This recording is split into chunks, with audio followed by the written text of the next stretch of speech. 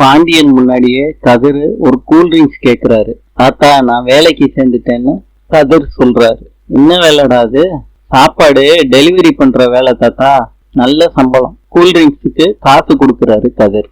கோமதி அரசிக்கும் ராஜிக்கும் சாத்தூர் காராச்சி குடுக்கறாங்க.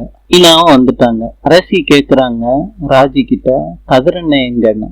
கோமதியும் சொல்றாங்க, கதிர் இன்னும் வரக்கானமே, ரொம்ப ஓவரா போய்கிட்டு இருக்கான். அரசி சொல்றாங்க, கதிர் அண்ணன் வர லேட் ஆயிடுச்சுன்னா ராஜி அண்ணின்னு தானே போன் பண்ணி கேட்கணும், எதுக்கு மீனா அண்ணிய போன் பண்ண சொல்றீங்க? மீனா சொல்றாங்க, மாமா இவங்க பேர்ல கோபமா இருக்காங்கல்ல, அதனாலதான் அடக்கி வாசிக்கிறாங்க போல இருக்கு. கோமதி கேக்குறாங்க, அப்பா கலெக்டர் ஆகணும்னு சொல்லிருக்காங்கல்ல, அதுக்கு சின்ன முயற்சியாவது எடுத்தியாமா?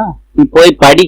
மீனா கதிருக்கு போன் பண்றாங்க. நைட்டுக்குள்ள வீட்டுக்கு வந்துருவேன் அண்ணி அப்படின்னு சொல்றாங்க. கிட்ட மீனா சொல்றாங்க கதிர்கிட்ட பேசினதெல்லாம் கோமதிக்கு டவுட்டா இருக்கு. ராஜி சொல்றாங்க, நடந்ததெல்லாம் பார்த்தா அவர் வேலைக்கு போற மாதிரி எனக்கு தோணுது. இன்னைக்கு எனக்கு 1000 ரூபாய் பணம் கொடுத்தாரு. கோமதி சொல்றாங்க, பாண்டியன் ரொம்ப நல்லவர் தான்மா, நீ கேட்காமலே உனக்கு காசு கொடுக்க சொல்லியிருக்காரு, நான் எதுவும் தப்பா எடுத்துக்கல அத்தை. கோமதி எல்லாரும் முன்னாடியும் கதிர் ஏன் வரல, சாப்பாட்டுக்கு வந்துடுறேன்னு தானே சொன்னான் கேக்குறாங்க. கேக்குறாங்க, கதிர் அண்ணன் வேலைக்கு போறதா சொல்லிச்சானே, கதிர் சொன்னதெல்லாம் வீட்டுல செந்தில் சொல்லிட்டாரு. கோமதி ரொம்ப ஃபீல் பண்றாங்க.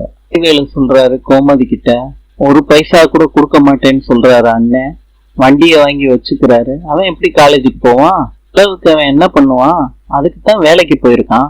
அத பாண்டியன் கேட்டுறாரு.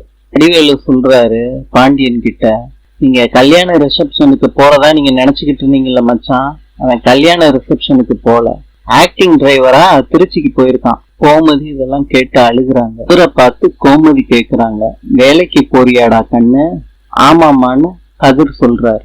நாளை பார்க்கலாம். இன்று